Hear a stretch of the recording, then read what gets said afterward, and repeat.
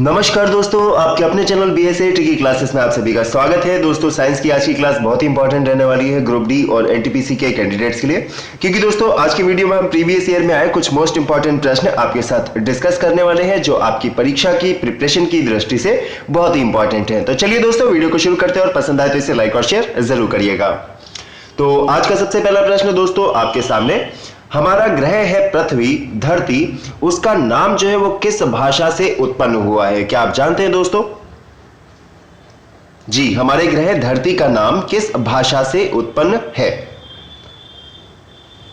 बिल्कुल ठीक दोस्तों, हमारे ग्रह धरती का नाम अंग्रेजी भाषा से उत्पन्न हुआ है और अर्थ कहते हैं हम हिंदी में पृथ्वी कहते हैं, इंग्लिश में कहते हैं अर्थ। दिए गए ऑप्शंस में से जिन्होंने भी बताया इस प्रश्न के लिए ऑप्शन नंबर सी बिल्कुल राइट ऑप्शन हो जाएगा। और दोस्तों अगर हम बात करें तो लैटिन भाषा के शब्द टेरा, टेरा जिसे हम विश्व कहा जाता है, विश्व की जो उत्पत्ति हुई है, वर्ड की उत्पत्ति हुई है वह लैटिन भाषा के शब्द टेरा से हुई है। चलिए दोस्तों अगला प्रश्न देखते हैं। दोस्तों क्या आप जानते हैं कि जो हमारे ब्लड ग्रुप होते हैं जैसे ए बी और ओ, तो दोस्तों इसका आविष्कार किसने किया था?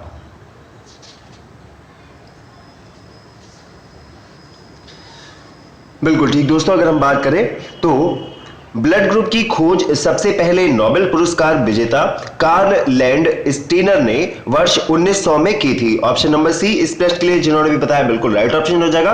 वर्ष 1900 में इनके द्वारा ब्लड ग्रुप की खोज की गई थी। ऑप्शन नंबर सी इस प्रश्न के लिए जिन्होंने भी बताया बिल्कुल राइट ऑप्शन हो जाएगा। चलिए दोस्तों अगला प्रश्न देखते हैं। हमारे शरीर में नमक की मात्रा कितनी होती है? तो दोस्तों क्या आप जानते हैं कि हमारे शरीर में कितने प्रतिशत नमक पाया जाता है?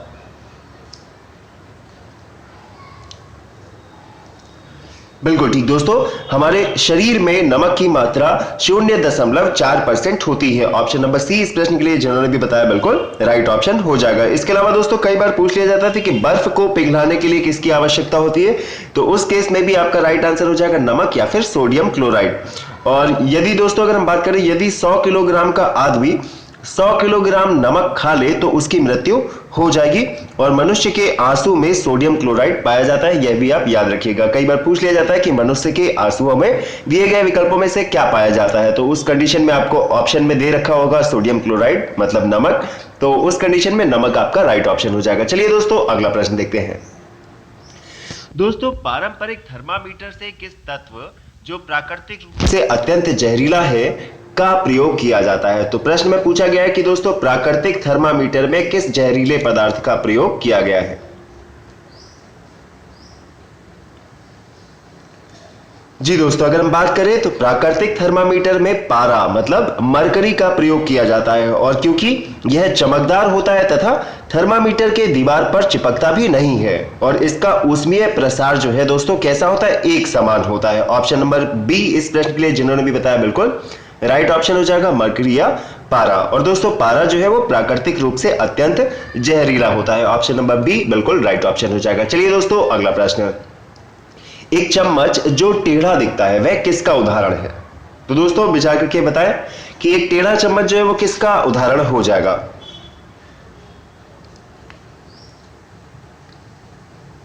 जी दोस्तों, जब प्रकाश की किरण एक पारदर्शी माध्यम से दूसरे पारदर्शी माध्यम में जाती है तो वह अपने प्रारंभिक मार्ग से विचलित हो जाती है, जिसे हम अपवर्तन या फिर रिफ्रैक्शन कहते हैं। और ऑप्शन नंबर बी इस प्रश्न के लिए बिल्कुल सही विकल्प हो जाएगा, जिन्होंने भी बताया बिल्कुल राइट ऑप्शन है। दोस्तों अगर हम बात करें तो रिफ्रैक्शन के कारण ही पानी में पड़ी कोई लकड़ी या चम्मच हमें बाहर से देखने पर तिरछी दिखाई देती है। ऑप्शन नंबर बी हो जाएगा इस प्रश्न के लिए बिल्कुल राइट ऑप्शन। चलिए दोस्तों अगला प्रश्न देखते हैं। तलवार जैसी चोंच वाले हमिंग बर्ड के बारे में दिए गए विकल्पों में से क्या विशेष है? तो दोस्तों एक बहुत ही छोटा सा पक्षी, देखने में बहुत सुंदर, नाम है हमिंग बर्ड, उसके बारे में विशेष क्या है? दिए गए विकल्पों में से क्या उसके लिए बिल्कुल ठीक है? जी, हमिंग बर्ड प्रजाति का एक पक्षी होता है हमिंग बर्ड, और यह मुख्यतः दोस्तों कहां पाया जाता है? दक्षिण अमेरिका में पाई जाती है। और इसकी जो सबसे प्रमुख विशेषता यह है कि इसकी चोंच इसके शरीर से अधिक लंबी होती है। ऑप्शन नंबर बी याद रखिएगा दोस्तों, इस प्रश्न के लिए बिल्कुल राइट ऑप्शन है। हमिंग बर्ड की चोंच जो है इसके शरीर से लंबी होती है। ऑप्शन नंबर बी जिन्होंने भी बताया वेरी गुड, बिल्कुल सही विकल्प हो जाएगा। अगला प्रश्न, निम्नलिखित में से 1976 वर्ष में विकसित सर्वप्रथम सुपर कंप्यूटर कौन सा है? तो दोस्तों सबसे पहला सुपर कंप्यूटर विकास हुआ 1976 में। दिए गए ऑप्शंस में से कौन है? जी, विश्व का प्रथम सुपर कंप्यूटर 1976 ईस्वी में क्रे 1 था। ऑप्शन नंबर बी इस प्रश्न के लिए जिन्होंने भी बताया बिल्कुल सही विकल्प हो जाएगा। वेरी गुड, जिन्होंने भी बताया इस प्रश्न के लिए ऑप्शन नंबर बी बिल्कुल सही विकल्प है। चलिए दोस्तों अगला प्रश्न। दोस्तों प्लूटो के चांद का नाम क्या है? क्या आप जानते हैं दोस्तों जो प्लूटो का चांद है उसका नाम क्या है?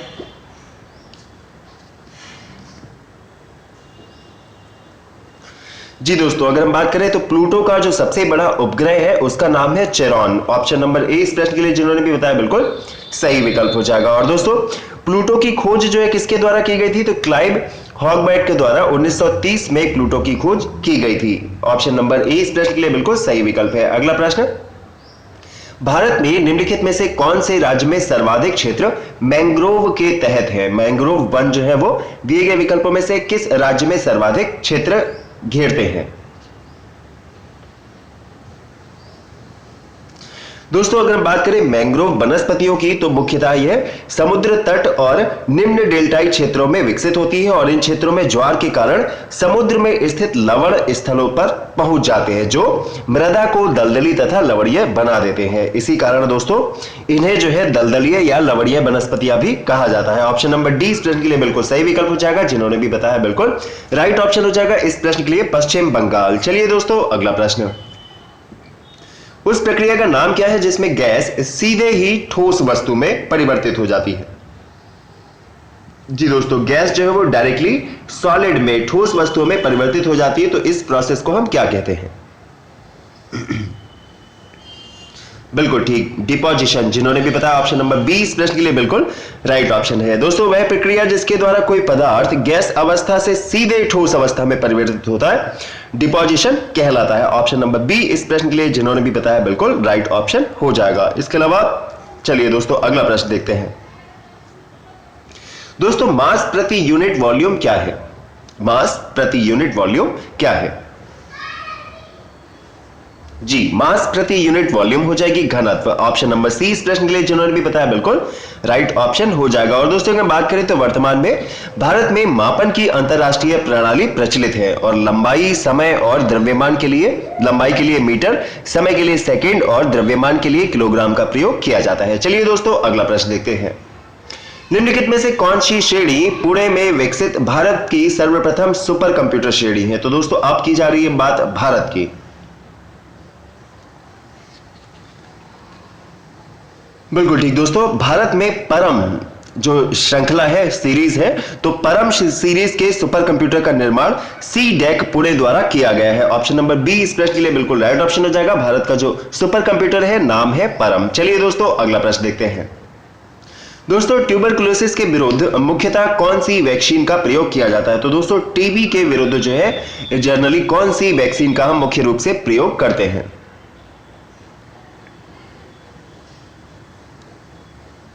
दोस्तों अगर हम बात करें टीबी की तो इसके जीवाणु जो है शरीर के किसी भी भाग को प्रभावित कर सकते हैं, लेकिन सबसे ज्यादा यह फेफड़ों पर आक्रमण करते हैं। कैसा रोग है ये? तो ये एक संक्रामक रोग है जैसे कोरोना जैसा, जो एक व्यक्ति से दूसरे व्यक्ति को फैल सकता है। और इसकी वैक्सीन की बात करें दोस्तों तो bacillus Calmette Guérin. Option number A जिन्होंने भी बताया BCG इस प्रश्न के लिए बिल्कुल राइट ऑप्शन हो जाएगा। BCG का टीका लगाया जाता है टीबी रोग से बचाव हेतु बच्चों में। चलिए दोस्तों अगला प्रश्न। दोस्तों रेडियो सक्रियता माने रेडियो एक्टिविटी का आविष्कार दिए गए विकल्पों में से किसने किया था?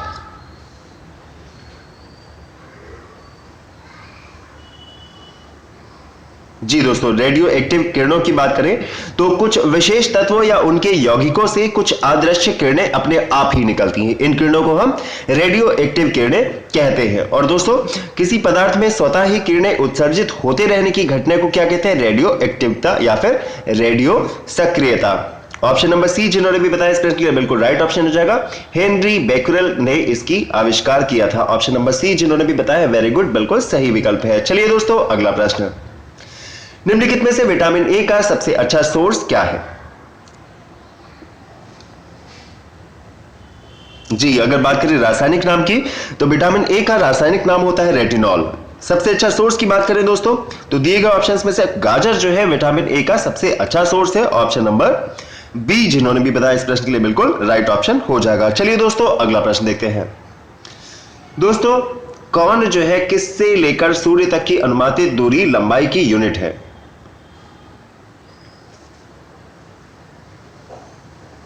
जी बिल्कुल ठीक, एस्ट्रोनॉमिकल यूनिट से लेकर सूर्य तक की अनुमानित दूरी की लंबाई की यूनिट है। ऑप्शन नंबर बी इस प्रश्न के लिए जिन्होंने भी बताया बिल्कुल राइट ऑप्शन हो जाएगा, एस्ट्रोनॉमिकल यूनिट। वेरी गुड, जिन्होंने भी बताया ऑप्शन नंबर बी सही विकल्प है। चलिए दोस्तों अगला प्रश्न देखते हैं।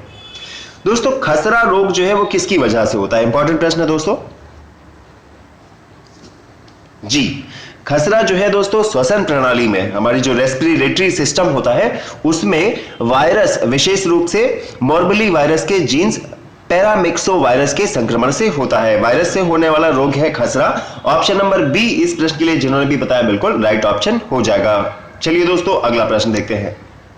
पसीने वाली ग्रंथियां मानव शरीर के किस अंग में मौजूद होती हैं? तो दोस्तों पसीने वाली ग्रंथियों के बारे में पूछा गया है, विचार करके बताएं कि किस अंग में उपस्थित रहती हैं। जी हमारे पूरे शरीर से ही पसीना निकलता है, तो दोस्तों आप समझ सकते हैं कि त्वचा में जो है पसीने वाली ग्रंथियां जो है उपस्थित रहती हैं। ऑप्शन नंबर डी इस प्रश्न के लिए जिन्होंने भी बताया बिल्कुल राइट ऑप्शन हो जाएगा। और दोस्तों त्वचा में पाई जाने वाली जो श्वेत ग्रंथियां होती हैं, श्वेत ग्रंथियों से पसीने का स्राव होता है। ऑप्शन नंबर डी बिल्कुल राइट ऑप्शन है। चलिए दोस्तों अगला प्रश्न, निम्न में से कौन सी मिसाइल भारत की पहली सुनियोजित सतह से सतह मिसाइल है?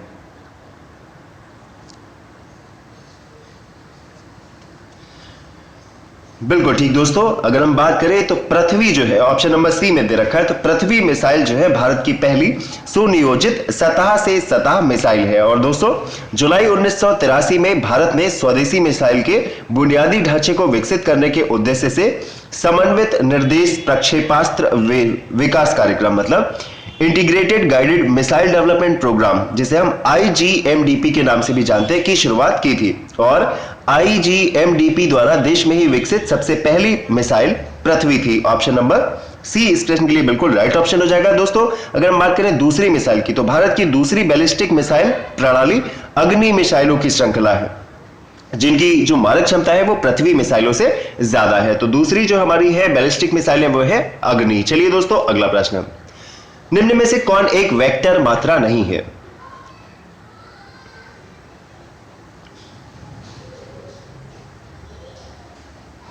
जी दोस्तों वेक्टर मात्रा की अगर हम बात करें तो जिन भौतिक राशियों में मात्रा तथा दिशा दोनों होते हैं उसे हम सदिश राशि कहते हैं, जैसे वेग, बल, संवेग। मगर दिए गए ऑप्शंस में दोस्तों ऑप्शन नंबर सी इस प्रश्न के लिए बिल्कुल राइट ऑप्शन हो जाएगा। विद्युत प्रवाह एक वेक्टर मात्रा नहीं है। ऑप्शन नंबर सी इस प्रश्न के लिए बिल्कुल राइट ऑप्शन हो जाएगा। चलिए दोस्तों अगला प्रश्न देख लेते हैं। एक तत्व के समस्थानिकों के अणु के द्रव्यमान में अंतर का कारण क्या है? जी समस्थानिकों के अणु के द्रव्यमान में जो अंतर होता है उसके पीछे कारण क्या है? जी एक तत्व के समस्थानिकों के अणु के द्रव्यमान में अंतर का कारण उसके नाभिक में न्यूट्रॉनों की अलग अलग संख्या होती है। ऑप्शन नंबर बी जिन्होंने भी बताया इस प्रश्न के लिए बिल्कुल राइट ऑप्शन हो जाएगा कि उनके नाभिक में न्यूट्रॉन की जो अलग अलग संख्या होती है इसी कारण समस्थानिकों के अणु के द्रव्यमान में अंतर पाया जाता है। चलिए दोस्तों अगला प्रश्न देखते हैं। नोबेल पुरस्कार विजेता 2015 में भौतिकी श्रेणी में जिन्होंने खोज की थी कि न्यूट्रॉनों का द्रव्यमान होता है वो है, दिए गए विकल्पों में से किसे वर्ष 2015 में भौतिकी का नोबेल पुरस्कार प्रदान किया गया था? जी दोस्तों जिन्होंने भी बताया ऑप्शन नंबर बी तकाकी काजुता और आर्थर बी मैकडोनाल्ड इस प्रश्न के लिए बिल्कुल राइट ऑप्शन हो जाएगा। 2015 में इन्हें भौतिकी के लिए नोबेल पुरस्कार से सम्मानित किया गया था। ऑप्शन नंबर बी इस प्रश्न के लिए बिल्कुल सही विकल्प है। अगला प्रश्न, सूरज की रोशनी के संपर्क में आते ही हमारी त्वचा जो है वो सांवली हो जाती है, इसके पीछे कारण क्या है? किसकी उपस्थिति के कारण ऐसा होता है? जी दोस्तों बिल्कुल सही है, सभी का उत्तर बिल्कुल सही। अगर हम बात करें तो सूर्य की रोशनी के संपर्क में आते ही हमारी त्वचा मेलानिन की उपस्थिति के कारण सांवली हो जाती है। ऑप्शन नंबर सी इस प्रश्न के लिए बिल्कुल राइट ऑप्शन हो जाएगा, मेलानिन। चलिए दोस्तों अगला प्रश्न देखते हैं। दोस्तों मलेरिया रोधी दवाओं के आविष्कार को चिकित्सा के नोबेल पुरस्कार 2015 से सम्मानित किया जा रहा है। यह दवा जो है वो किस औषधीय पौधे से निकाली जाती है?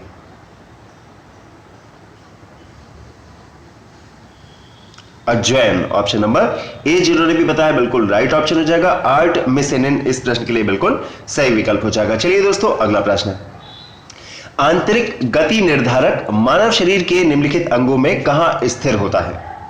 जी, आंतरिक गति निर्धारक के बारे में पूछा जा रहा है। मानव शरीर के निम्नलिखित अंगों में कहां स्थित होता है? जी दोस्तों, अगर हम बात करें तो आंतरिक गति निर्धारक मानव शरीर के अंग कौन से अंग में? दिल में होता है। ऑप्शन नंबर 20 प्रश्न के लिए राइट ऑप्शन हो जाएगा। और दोस्तों हाइपोथैलेमस जो है वो शरीर का ताप नियंत्रित करता है। हाइपोथैलेमस याद रखिएगा शरीर का टेम्परेचर को कंट्रोल करता है और शरीर के बाहरी ताप का नियंत्रण कान द्वारा होता है। चलिए दोस्तों अगला प्रश्न, दिए गए विकल्पों में से कौन विद्युतीय तटस्थ और कमजोर सूक्ष्माणु पर परस्पर प्रभाव है? बिल्कुल ठीक, neutrino, option number A. Neutrino विद्युतीय तटस्थ और कमजोर सूक्ष्माणु पर परस्पर प्रभाव है। ऑप्शन नंबर ए जिन्होंने भी बताया वेरी गुड, बिल्कुल राइट ऑप्शन हो जाएगा। अगला प्रश्न, आधुनिक रसायन शास्त्र का जनक किसे माना जाता है? तो दोस्तों यदि आपको प्रश्न पसंद है तो वीडियो को एक बार लाइक और शेयर जरूर कर दीजिए, ज्यादा से ज्यादा सपोर्ट कीजिए ताकि हम आपको ऐसे ही अच्छे अच्छे प्रश्न कंटिन्यूअसली उपलब्ध करवा सके। बात करें अगर इस प्रश्न की तो ऑप्शन नंबर डी जिन्होंने भी बताया बिल्कुल राइट ऑप्शन हो जाएगा। एंटोनी लवोइसियर इस प्रश्न के लिए बिल्कुल राइट ऑप्शन हो जाएगा। आधुनिक शास्त्र के जनक के, रसायन शास्त्र के जनक के रूप में इन्हें जाना जाता है। चलिए दोस्तों अगला प्रश्न, जी दोस्तों CFC का पूरा नाम क्या है? जी, ग्रीन हाउस गैसों में एक CFC नामक गैस आती है, उसका फुल फॉर्म क्या है? बिल्कुल ठीक, क्लोरोफ्लोरोकार्बन, ऑप्शन नंबर ए इस प्रश्न के लिए जिन्होंने भी बताया बिल्कुल राइट ऑप्शन हो जाएगा। और दोस्तों यह जो है पूरी तरीके से हेल्पुकन युक्त पैराफिन हाइड्रोकार्बन है जिसमें केवल कार्बन, क्लोरीन और फ्लोरीन होते हैं जो मीथेन, इथेन और प्रोपेन के वाष्पशील व्युत्पन्न के रूप में उत्पादित होते हैं। ऑप्शन नंबर ए हो जाएगा इस प्रश्न के लिए बिल्कुल सही विकल्प। अगला प्रश्न, ऑप्टिकल कैरेक्टर रीडर, जी दोस्तों OCR किसका एक उदाहरण है?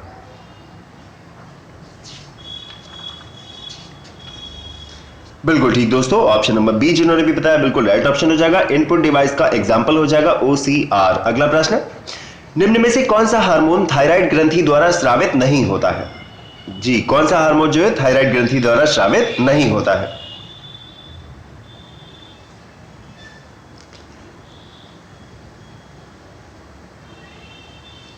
दोस्तों अगर हम बात करें तो हार्मोन जो होते हैं अंतःस्राव जटिल कार्बनिक पदार्थ होते हैं जो सजीवों में होने वाले विभिन्न जैव रासायनिक क्रियाओं, वृद्धि एवं विकास और प्रजनन आदि का नियमन और कंट्रोल करते हैं। और अगर हम बात करें इस प्रश्न की तो थैमोसिन हार्मोन जो है वो थायराइड ग्रंथि द्वारा स्रावित नहीं होता है। ऑप्शन नंबर डी इस प्रश्न के लिए बिल्कुल सही विकल्प हो जाएगा। इसके अलावा बाकी ABC जो है वो थायराइड ग्रंथि द्वारा स्रावित होते हैं। Option number D very good जिन्होंने भी बताया बिल्कुल सही विकल्प हो जाएगा। अगला प्रश्न, दोस्तों कौन बाह्य अंतरिक्ष में यात्रा करने वाला पहला कुत्ता था? तो याद रखिएगा दोस्तों लाइका, ऑप्शन नंबर सी। लाइका जो है बाह्य अंतरिक्ष में यात्रा करने वाला पहला कुत्ता था। और दोस्तों अगर हम बात करें पहली महिला की तो अंतरिक्ष में जाने वाली पहली महिला का नाम था वेलेंटीना तेरेस्कोवा। और दोस्तों चांद पर जिसने पहला कदम रखा था उनका नाम बिल्कुल ठीक नील आर्मस्ट्रांग चांद पर कदम रखने वाले पहले व्यक्ति थे। और अगर हम बात करें दोस्तों तो ऑप्शन नंबर सी इस प्रश्न के लिए बिल्कुल सही विकल्प हो जाएगा। अगला प्रश्न देख लेते हैं, वह उपग्रह जो अंतरिक्ष में जीवन वहन करता है उसे क्या कहा जाता है? जी, उसे जैव उपग्रह कहते हैं। ऑप्शन नंबर ए इस प्रश्न के लिए बिल्कुल राइट ऑप्शन हो जाएगा। चलिए दोस्तों अगला प्रश्न देखते हैं, निम्नलिखित में से कौन सा विकल्प जीवाश्म ईंधन मतलब फॉसिल फ्यूल्स नहीं है? जी दोस्तों इंपॉर्टेंट प्रश्न है, विचार करके बताएं इस प्रश्न के लिए राइट ऑप्शन क्या होगा। बात करें दोस्तों अगर हम जीवाश्म ईंधन की या फिर फॉसिल फ्यूल की तो जीवाश्म ईंधन जो होते हैं वो कई वर्षों पहले बना प्राकृतिक ईंधन है। उसका निर्माण जो है लगभग 65 करोड़ वर्ष पूर्व जीवों के जलकर उच्च दाब और ताव से में दबने से हुआ है। और यह ईंधन जो है वो पेट्रोल, डीजल, मिट्टी का तेल आदि के रूप में प्राप्त होता है। और दिए गए ऑप्शंस में से दोस्तों अगर हम बात करें ऑप्शन नंबर डी की बिजली की, तो इस प्रश्न के लिए बिल्कुल राइट ऑप्शन हो जाएगा, क्योंकि बिजली जो है वो जीवाश्म ईंधन नहीं है। ऑप्शन नंबर डी जिन्होंने भी बताया वेरी गुड, राइट ऑप्शन हो जाएगा। अगला प्रश्न जी, सबसे ऊष्म ग्रह कौन सा है? सबसे गर्म ग्रह दिए गए विकल्पों में से कौन सा है? जी वीनस, ऑप्शन नंबर बी जिन्होंने भी बताया बिल्कुल राइट ऑप्शन हो जाएगा। वीनस यानी शुक्र ग्रह जो है वो सबसे ज्यादा गर्म है। चलिए दोस्तों अगला प्रश्न, विश्व का सर्वाधिक ऊर्जा सक्षम शहर कौन सा है?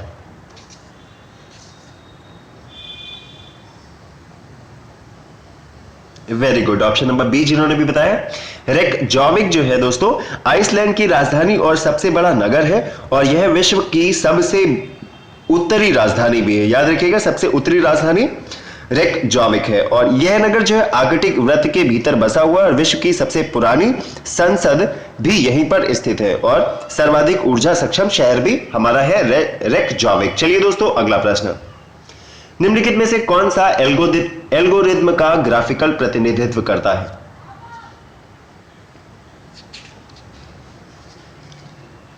बिल्कुल ठीक, option number C flow chart जिन्होंने भी बताया बिल्कुल राइट ऑप्शन हो जाएगा। चलिए दोस्तों अगला प्रश्न, दोस्तों तरल माने लिक्विड कागज क्या है? लिक्विड पेपर जो है दिए गए विकल्पों में से क्या है? जी तरल कागज जो है शीघ्र मतलब बहुत ही तेजी से सूखने वाला कागज के रंग का तरल पदार्थ, जिसे मुद्रित सामग्री को सही करने के लिए प्रयोग किया जाता है। ऑप्शन नंबर सी इस प्रश्न के लिए बिल्कुल राइट ऑप्शन हो जाएगा, जिन्होंने भी बताया बिल्कुल सही विकल्प है। शीघ्र सूखने वाला कागज के रंग का तरल पदार्थ जिसे मुद्रित सामग्री को सही करने के लिए लगाया जाता है। ऑप्शन नंबर सी जिन्होंने भी बताया वेरी गुड, राइट ऑप्शन है। अगला प्रश्न, निम्नलिखित किस विकल्प का अर्थ है कि कोहरा जो धुएं से मिलकर प्रदूषित हो गया है? कोहरा जो धुएं से मिलकर प्रदूषित हो गया है, बिल्कुल ठीक, ऑप्शन नंबर डी जिन्होंने भी बताया स्मॉग इस प्रश्न के लिए हो जाएगा बिल्कुल राइट ऑप्शन। दोस्तों स्मॉग जो है वो वायु प्रदूषण की एक अवस्था है, और बात करें तो स्मॉग प्लस फॉग जो है वो स्मोक प्लस फॉग जो है वो स्मॉग हो जाता है। चलिए दोस्तों अगला प्रश्न देखते हैं। दोस्तों अपगर स्केल क्या है? यदि आपने सुना हो अपगर स्केल के बारे में तो विचार करके बताएं दिए गए ऑप्शंस में से इस प्रश्न के लिए राइट ऑप्शन क्या है?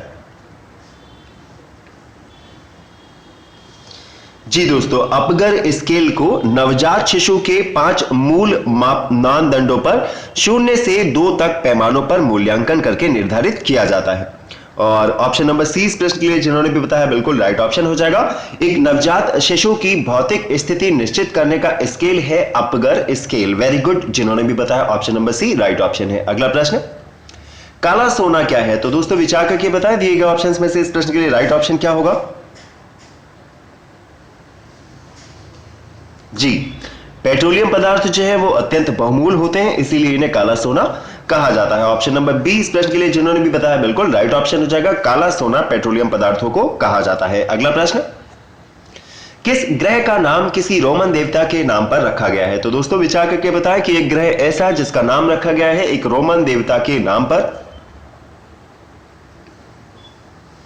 वेरी गुड जिन्होंने भी बताया ऑप्शन नंबर बी इस प्रश्न के लिए बिल्कुल सही हो जाएगा, शुक्र या फिर वीनस। दोस्तों अगर हम बात करें तो इस ग्रह का नाम जो है प्रेम और सौंदर्य की रोमन देवी के नाम पर शुक्र यानी वीनस रखा गया है। ऑप्शन नंबर बी इस प्रश्न के लिए बिल्कुल राइट ऑप्शन हो जाएगा। अगला प्रश्न, विनेगर मतलब सिरका जो है वो किसका बना है?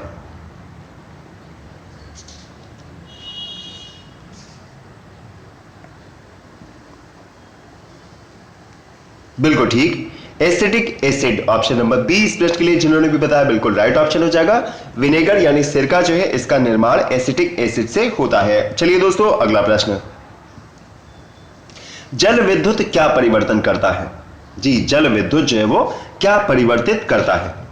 इंपॉर्टेंट प्रश्न दोस्तों। इस प्रश्न के लिए अगर हम बात करें तो गतिज मतलब काइनेटिक ऊर्जा से विद्युतीय मतलब इलेक्ट्रिकल ऊर्जा। ऑप्शन नंबर ए इस प्रश्न के लिए जिन्होंने भी बताया बिल्कुल राइट ऑप्शन हो जाएगा। चलिए दोस्तों अगला प्रश्न देखते हैं, ऊंटों द्वारा की जाने वाली आवाज को क्या कहते हैं? तो दोस्तों विचार करके बताएं कि ऊंट जो आवाज निकलते हैं उसे हम क्या कहते हैं?